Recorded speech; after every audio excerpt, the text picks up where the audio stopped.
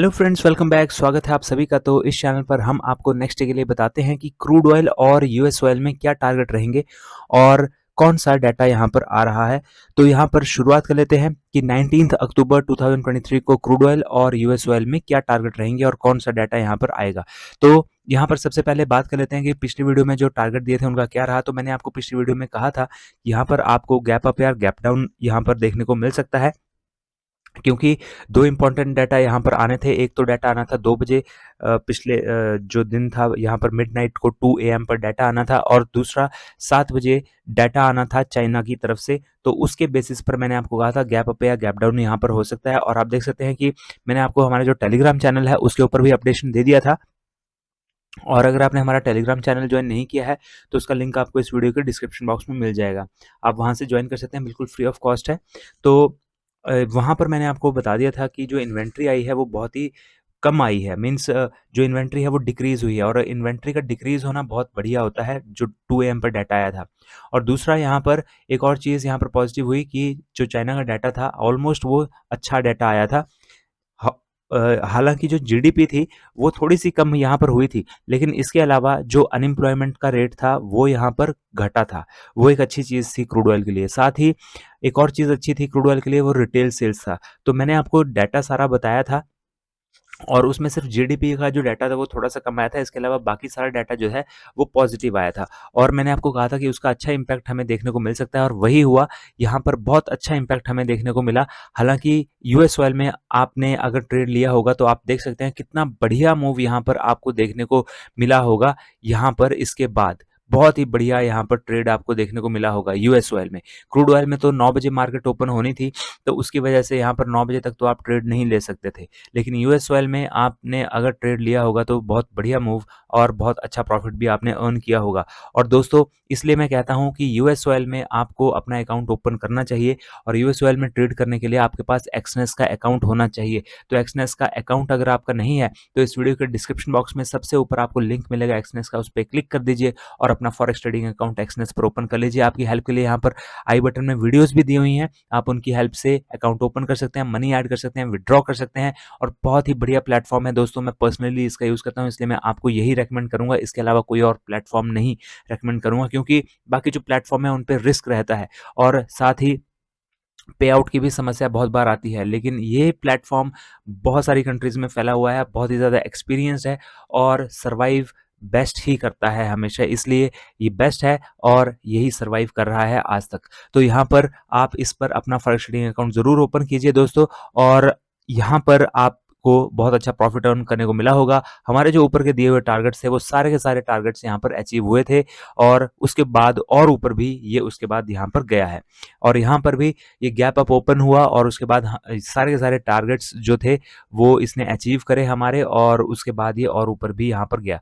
लेकिन ये यहाँ पर 14 यानी कि 2 बजे के बाद, दिन में 2 बजे के बाद यहाँ से ये हमारा जो ये एक लेवल था, इस लेवल को ये नहीं वो कर पाया ब्रेक, और उसके बाद ये नीचे की ओर को यहाँ पर मूव किया। और यहाँ पर अब गिरावट क्यों आई है? गिरावट आने का रीज़न दोस्तों यही है, क्योंकि जो यहाँ पर मिडल ईस्ट में जो वॉर अभी फ़िलहाल चल रहा है, उसका इम्पैक्ट पूरी दुनिया की इकोनॉमीज़ के ऊपर पड़ने जा रहा है। तो यहाँ पर पॉज़िटिव डाटा जो आता है, वो आता तो है, उसका इम्पैक्ट भी पड़ता है, लेकिन उसके बाद वो काफ़ी देर तक नहीं रहता सर्वाइव, और उसके बाद वो नीचे की ओर को आ जाता है। तो यहाँ पर इकोनॉमीज़ के ऊपर नेगेटिव इम्पैक्ट पड़ेगा, जिसकी वजह से क्रूड ऑयल फर्दर यहाँ पर उसकी डिमांड डिक्रीज़ हो जाएगी। इसलिए यहाँ पर क्रूड ऑयल में गिरावट हमें देखने को मिली है। हालाँकि इसे यहाँ पर सपोर्ट मिला है।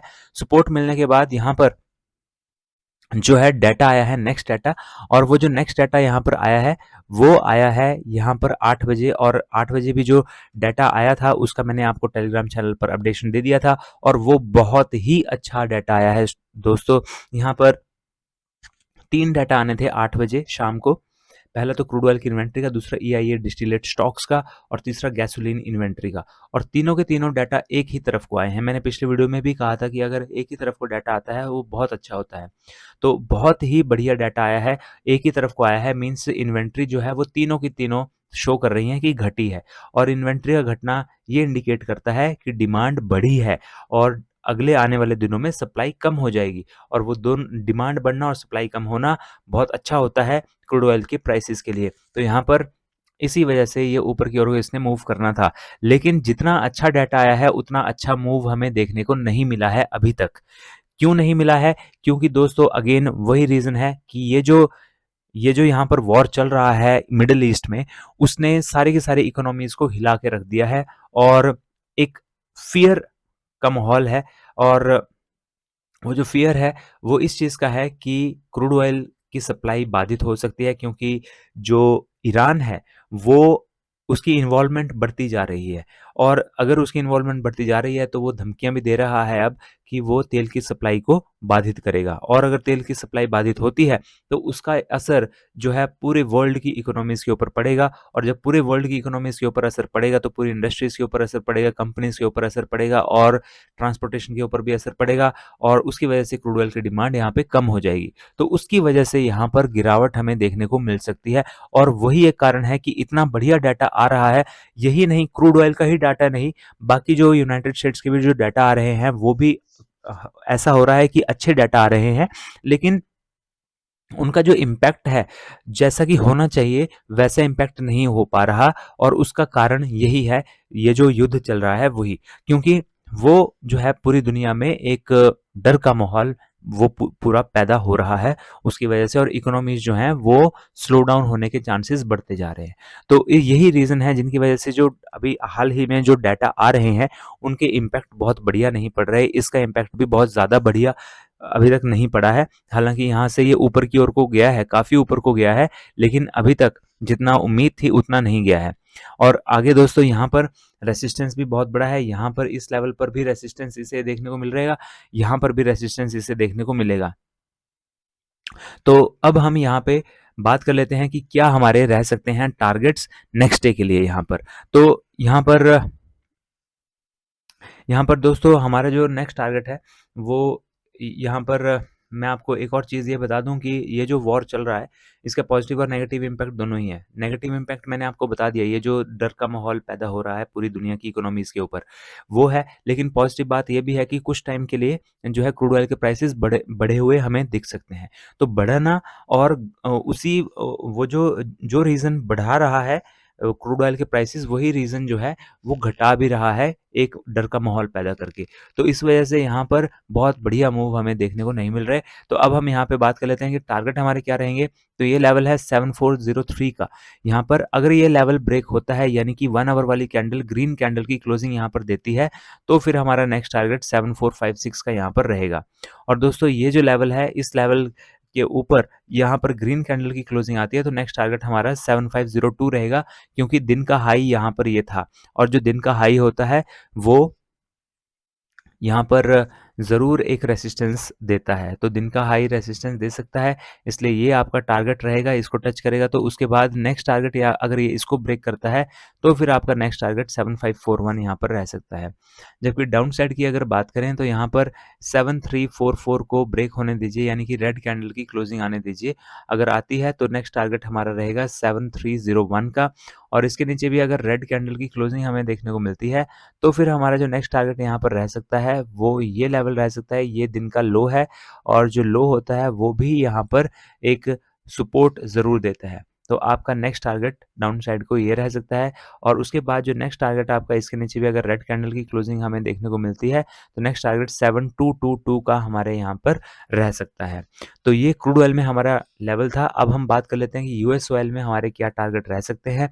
तो यूएस ऑयल में यहाँ पर इस लेवल को ब्रेक होने दीजिए 88.73 को। अगर ये ब्रेक होता है, इसके ऊपर ग्रीन कैंडल की क्लोजिंग आती है 1 आवर वाली, तो फिर यहाँ पर नेक्स्ट जो हमारा टारगेट रह सकता है वो रह सकता है यहाँ पर 89.12 का। और इसके ऊपर भी अगर ग्रीन कैंडल की क्लोजिंग हमें देखने को मिलती है, तो नेक्स्ट टारगेट हमारा ये लेवल रहेगा 89.52 का। और इसके ऊपर भी अगर ग्रीन कैंडल की क्लोजिंग आती है, तो नेक्स्ट टारगेट हमारा रहेगा 89.85 का। तो ये हमारे नेक्स्ट टारगेट यहाँ पर रह सकते हैं। जबकि डाउन साइड के लिए यहाँ पर आप इस लेवल को ब्रेक होने दीजिए 88.05 को। अगर इसके नीचे रेड कैंडल की क्लोजिंग आती है, तो नेक्स्ट टारगेट 87.64 रहेगा। और इसके नीचे भी रेड कैंडल की क्लोजिंग आती है, तो नेक्स्ट टारगेट हमारा यहाँ पर ये लेवल रह सकता है, यानी कि 87.23 का। तो दोस्तों ये है यूएस ऑयल और क्रूड ऑयल, और वीडियो को लाइक करना ना भूलें दोस्तों। वीडियो को लाइक ज़रूर कर दीजिए, क्योंकि जब आप वीडियो को लाइक करते हैं तो हमारा जो मोटिवेशन है वो और ज़्यादा इंक्रीज़ होता है। हम आपके लिए और बढ़िया एनालिसिस और बढ़िया डाटा लेकर के आते हैं। तो दोस्तों वीडियो को लाइक करना ना भूलें, बस एक थंब के ऊपर आपको क्लिक करना है, बस इतना सा ही काम है। तो दोस्तों लाइक भी कर दीजिए, शेयर भी कर दीजिए, और चैनल को भी सब्सक्राइब नहीं किया है तो जल्दी से चैनल को भी सब्सक्राइब कर लीजिए। और ये वीडियोस आपको सिर्फ एजुकेशन पर्पस के लिए बनाई जा रही हैं। हम सेबी रजिस्टर्ड फाइनेंशियल एडवाइजर्स नहीं हैं, तो ट्रेड लेने से पहले अपने फाइनेंशियल एडवाइजर से जरूर सलाह लीजिए। तो मिलते हैं अगले वीडियो में।